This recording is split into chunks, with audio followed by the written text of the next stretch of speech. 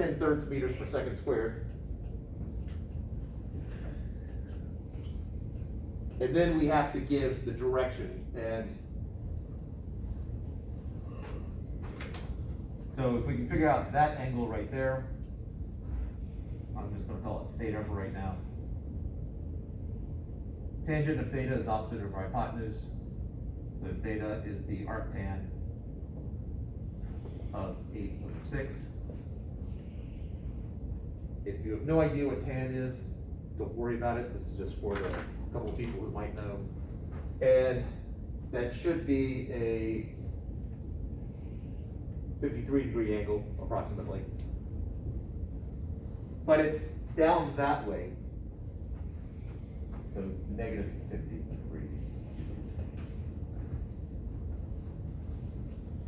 That's polar form, beyond the scope of what we need to do, but hopefully I didn't go over the 30 seconds.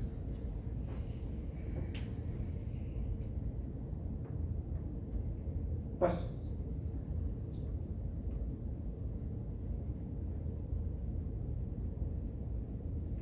Could you go over the answer again, how you would describe it? Could you describe the answer one more time? Now I got this? Yeah. All right, so remember, a vector has magnitude and direction. So all I'm doing is I'm indicating direction here. This is saying my acceleration is 2 meters per second squared that way, and then 8/3 meters per second squared that way. It's just a combination of the two. And you're using I and J as a direction? Yes. Okay. Yeah, I can express any vector, again, in terms of, some coordinate system like this, or however I wanted. So that I hat and J hat and K hat, if we go 3 dimensions, they're all right angles to each other. Is that? Yeah. It's okay. So you basically just wrote that it's 2 meters per second squared right, and then 8/3 meters per second squared down. You just defined right as I had and J as, or in left as J. No, I did up as J hat. Yeah, I had this back, right. I is to the right, so and again, I could have written out to the right, but physicists hate writing. So I hat, and then J hat means up, but I got a negative sign there, which means, oh, the other way.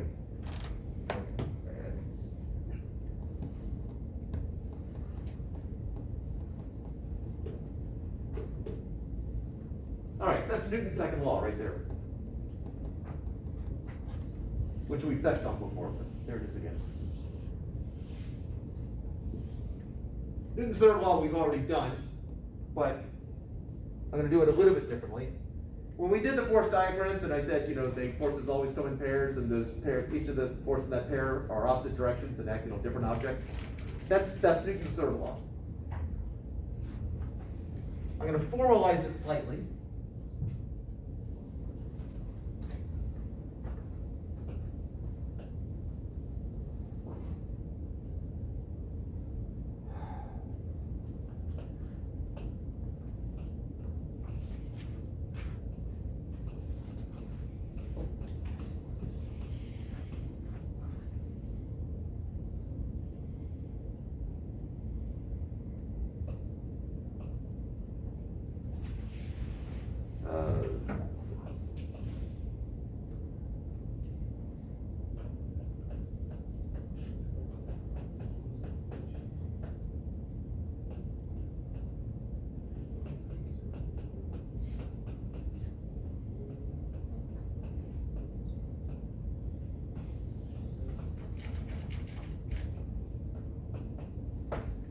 Let's just assume that this is true. A boy pushes a door to the right with a normal force of 30 newtons.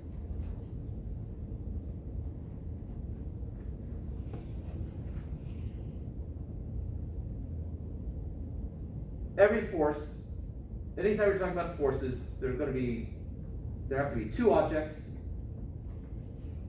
and then there's going to be a force with a direction. So first off, what are the two objects involved in this problem? Boy and girl. All right.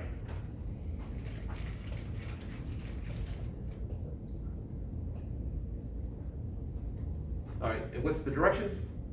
Right. All right, so I've got my direction right there, and what is the force? 300 newtons. I mean, 30 newtons. Keep it. More than just 30 newtons. Type of force. No. All right.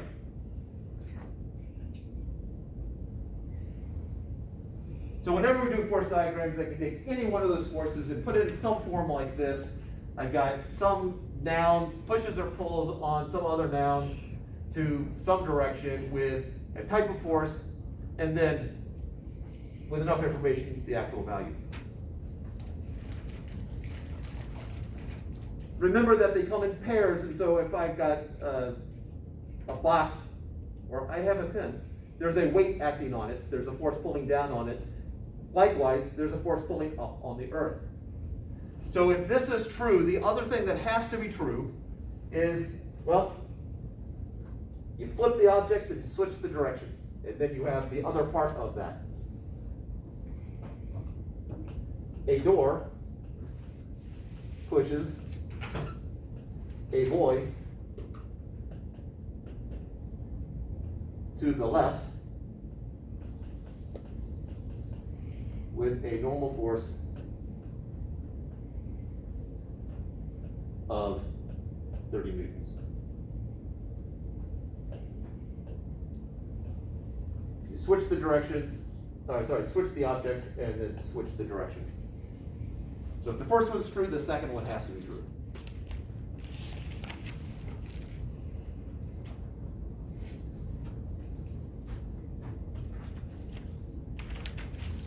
And I'm pretty sure that one of the master set questions was similar to that.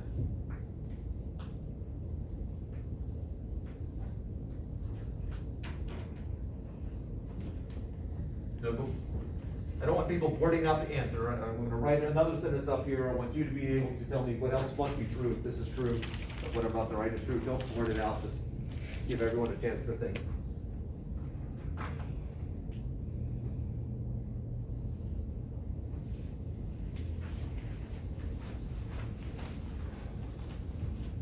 Let's go for D.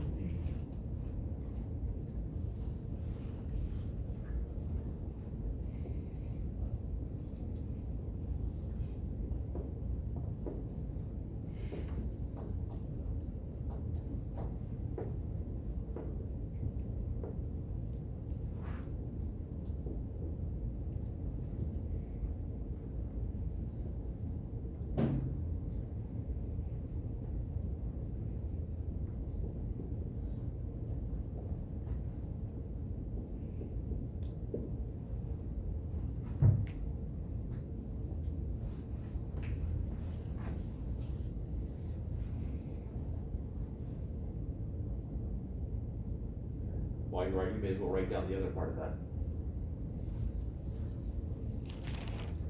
Go. On. Pull down on a hatch.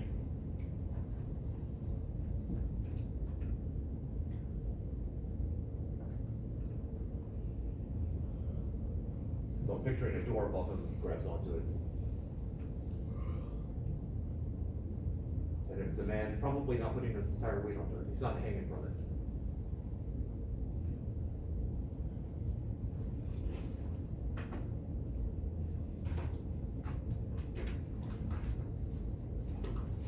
All right. Anyone else like a quick moment before we talk about it?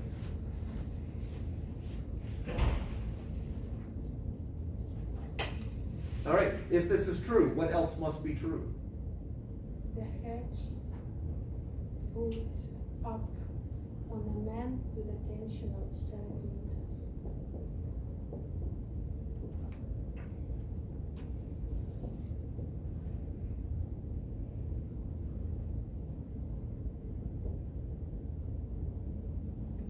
I think that's what you said. I think you said with a tension of 70? Exactly the same. Okay. Newtons.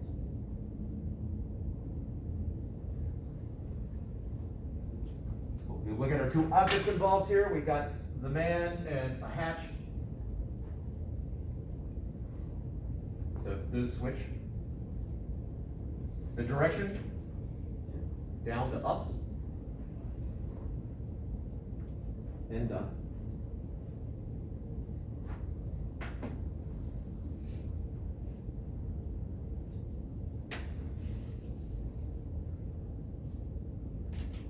Anyone have a question here before I make it look harder?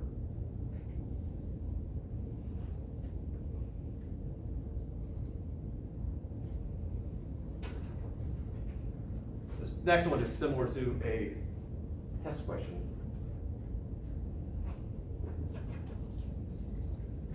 That I passed last semester.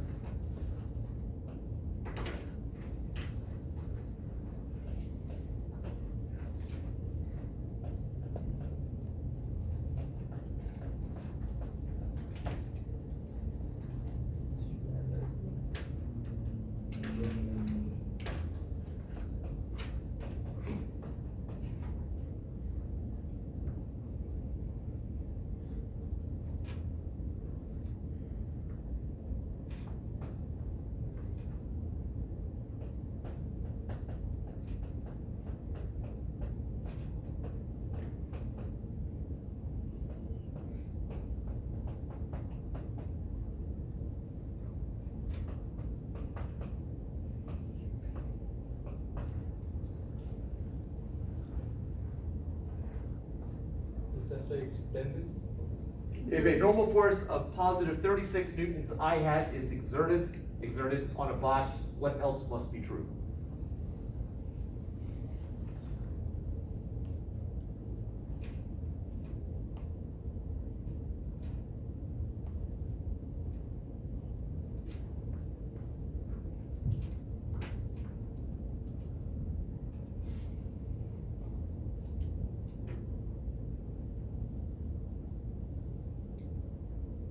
Looks like you. Yeah, can I take a stab at it? Sure. The box is exerting a normal force of negative 36 newtons I have. Oh, so close. Really? You left something off. But whatever, what you said was correct, but you left something off. The direction, right? No, he got the direction. When he said negative 36 newtons I hat, that the negative indicated direction. He did not say normal? No, but I'm pretty sure he said normal. A negative. No, it's gonna have to be the opposite direction. J hat and I hat will be perpendicular to each other. They will never be opposite each other.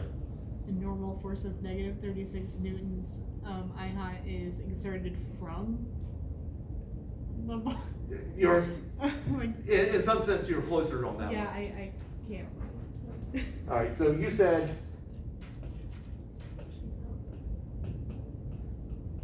a normal force of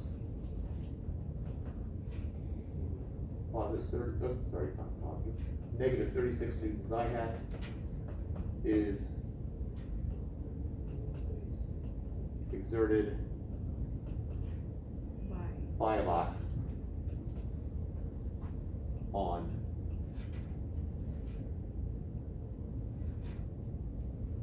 some object. The emphasis here is the fact that there's another object involved. I didn't write that out, what that object is, but there has to be two objects. So normal force, if that's exerted on the box, something's doing it. So this is exerted on whatever that mystery object is on. Mystery machine.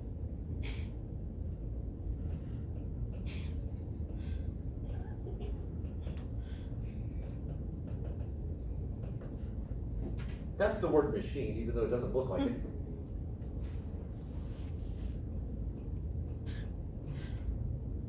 That's still supposed to be the word machine.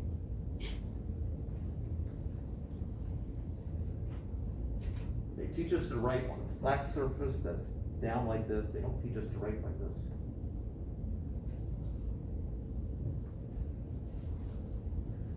Now, the main things I wanted the students to get across to me was, one, it's the same type force, it's the opposite direction, and it's on some other object.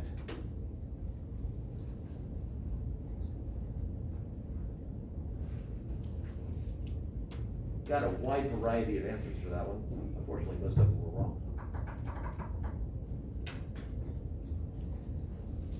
But if I ask something like that for you, to you, I'm expecting 100% correct.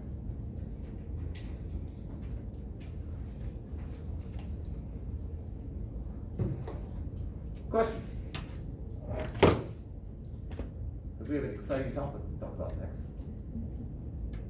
It will interest all of you. Whether you want to or not. All right, so here's the next topic. First test. Woo! When should we have the first test? Next Tuesday. There's a proposal next Tuesday. That'd be the 31st.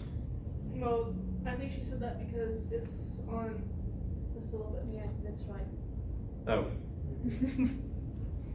Yeah, I have to put something down. You know, the first test should happen when the first test happens. I'm okay with next Tuesday. Master sets 4 and 5 are due today, so limited on how much feedback I can give you before the test. But I'm fine with Tuesday. I guess Tuesday or Thursday of next week. Either way, we will cover material that is not on the next test if there are no questions. So the longer we delay it, the more material that is not on the first test. Can we get a summary of equations that we're gonna need to know, like just a little list, like? If you look at the old tests, Mhm. the first page those are the equations that I give you. Okay. If there are any equations that you think are missing, just let me know, but that should be, basically, when I came up with a list of equations, I did the equations that I used in class,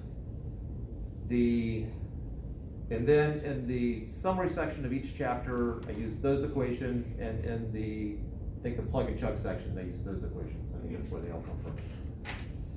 So, that's the list of the equations I will give you. Okay. Equations that you need to know outside of that. In theory, you don't need anything else besides those. But there's certain equations like F equals ma I'm expecting you to know. Even though it's written on there, I still expect you to know it. And you have to know when to apply which equation. Are you able to tell us what question formats you're giving us for this test, or no? If you look at the old test, the way I create my tests is I've got all the test ones together in a file. I then close my eyes and I move the cursor up and down, and then I stop and I click. I continue that until I actually click on something. That is going to be my starting point, whatever test that is. I then take that test, I save it as whatever this semester is, and I highlight the whole thing in yellow. Then I go through and I go, ooh, I like this question, just the way it is, and I keep it. Ooh, I like this question, but I'm gonna change the numbers. Oh, this was a horrible question, I'm throwing that one out. Why on earth did I ever ask that? And some of them I'll go, I like the idea of this question, but this question just missed. Let me see if I can come up with another question that is similar enough, hits the same topic. So that's how I create my tests. And sometimes it's a matter of, I just saw something on TV the day before that inspired me, and so that's how evolution on my tests occurs. I was teaching an evening class at USC, and the USC, South Carolina, and I was watching a Batman cartoon, and basically the Batmobile went from one side of the road to the other. They were on a parking deck, from one parking deck to a parking deck on the other side of the street, and I thought, oh, projectile motion problem. And so a Batman going across the air, in the air, became a problem.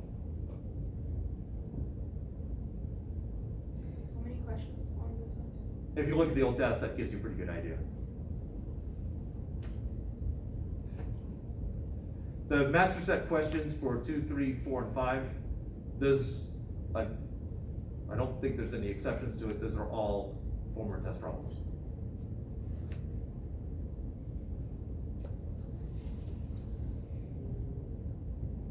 Can you refrain from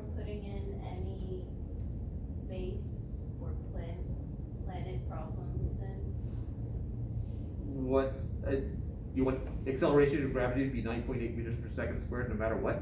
Yeah. That's no fun. Are you gonna provide us with?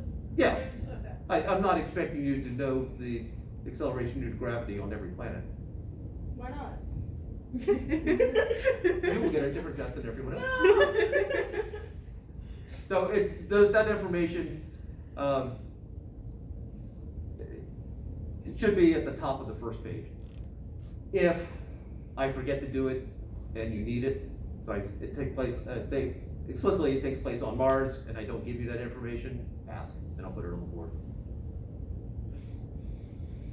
Or if that's what I want you to figure out, then I'll say, you have enough information.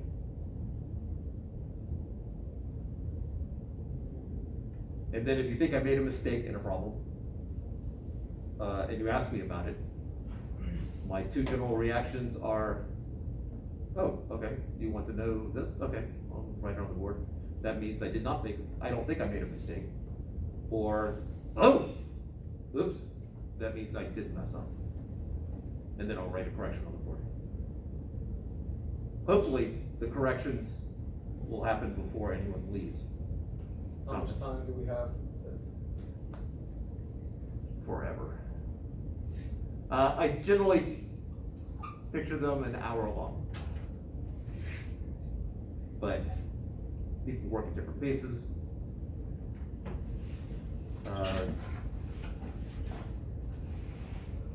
Yeah, the logistics of it,